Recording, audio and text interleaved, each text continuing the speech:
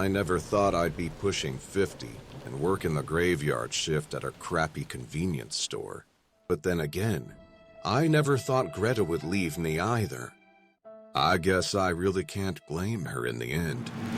Seeing your husband of 20 years kill a man in a bar fight, then be sentenced to a 3-year stretch for manslaughter, would throw any woman for a loop. But the ink was barely dry on the divorce when she married my lawyer, Herb Langerfeld, and despite my shortcomings, I must admit that stung a little. Especially considering he's the one responsible for getting me put away. It was straight self-defense. Anyone who tells you otherwise simply wasn't there. Until my dying breath, I'll know I made the right call. I have it on good authority that the holdout on the jury was only holding out for a bigger bribe from Langerfeld. One he apparently received. After the paper plant went bust, Owltown soon followed. And when I got out of prison, there was just nothing left. I guess it was only a matter of time for this place. Good riddance, I say. That meant the doors of Sparky's Stop and Rob, as I called it, were locked every night at 8 p.m. sharp, and you bet your sweet ass they stayed that way until Earl got there in the morning. I didn't much like Earl, cranky as he was, and he didn't much like me either. He was the kind of man who wakes up in the morning with both fists clenched. But considering most of my human contact these days was with the scum of the earth between 3 inches of bulletproof glass, sometimes even that old codger was a sight for sore eyes. I'm the only one allowed in the store during night shift, which gives me plenty of time to think on my sins. As if I didn't get enough of that in the joint. At least Earl lets me smoke inside. I picked it up again after Greta left. I used to play a radio, not anymore. Now I just enjoy the peace and quiet. There wasn't a lot of that inside. Just a lot of screaming and crying and getting lost in the darkest shadows of your own mind. I saw a lot of guys do that. More than a few never came back. To tell you the truth, I'm not so sure I ever did either. Usually people never gave me any grief. Sure, I'd have to reluctantly call the cops on some poor street person every now and then, if one was trying to smash the doors in or something. But I tried to avoid it the best I could. Before my own incarceration, I wouldn't have thought twice about it. But remember, now I know what it's like to live in fear. Funny how opinions can flip after a little first-hand experience.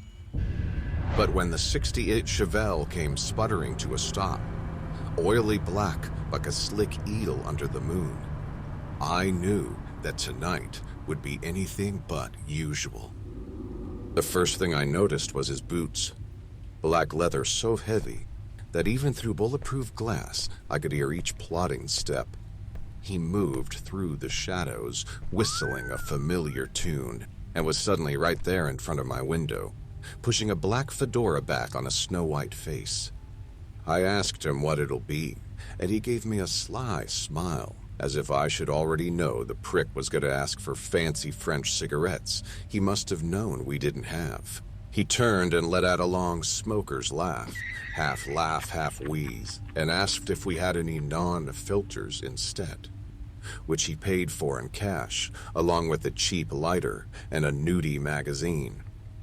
So, he said, taking a smoke out of the pack and sticking it between his lips. Care to come out and join me for one? He waved a flame under the end and took a deep inhale. That is, unless you're too, busy. I pretended not to hear, but the man just stood there, taking ragged puffs on the now soggy cigarette. He was just smiling. Finally, I looked up, right into those oil-slick eyes. I don't smoke. Sorry. Plus, I can't leave the store during night shift.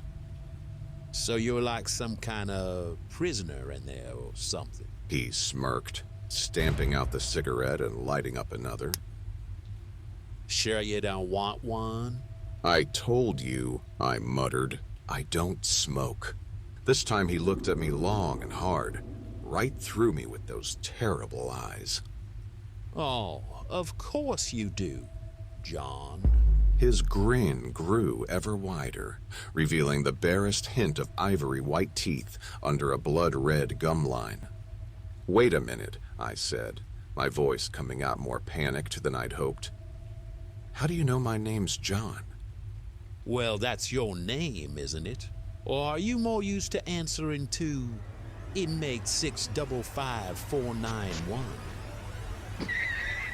He let out another long, wheezy laugh as jagged shards of lightning split the night sky, and a piercing crack of thunder shook the walls and windows. But the man in black didn't flinch. So, He said, winking one black eye. care to play a game? Just something to pass the time? Looks like you got plenty of that on your hands.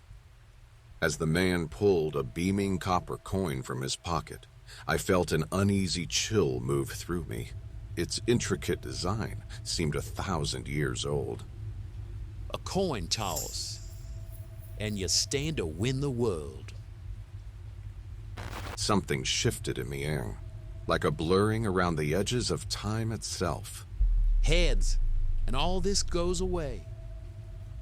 Your conviction, Greta leaving you, everything will be right again.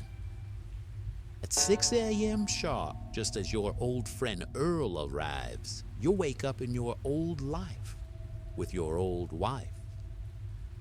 And this living hell now not even a memory, but tales.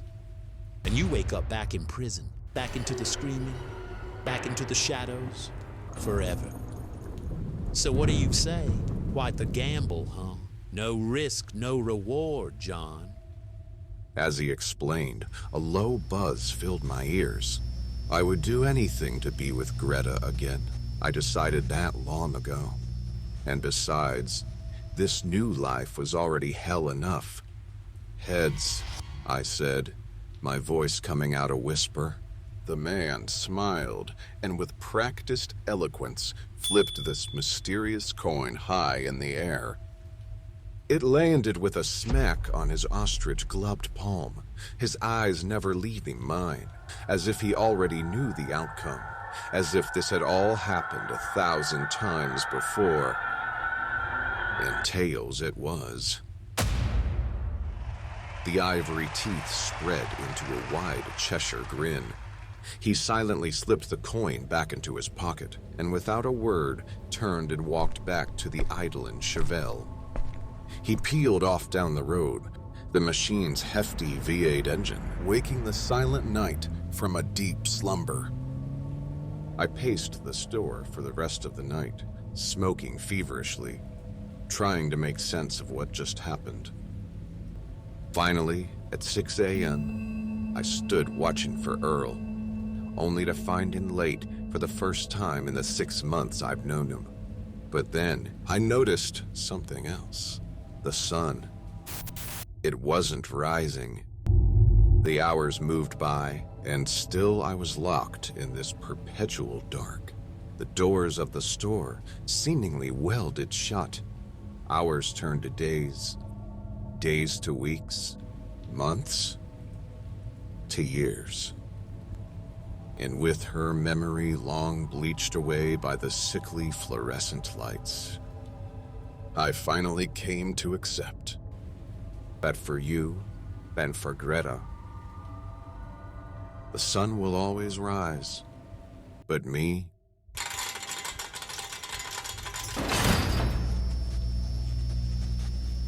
I'm forever working night shift at Sparky's Stap and Rob.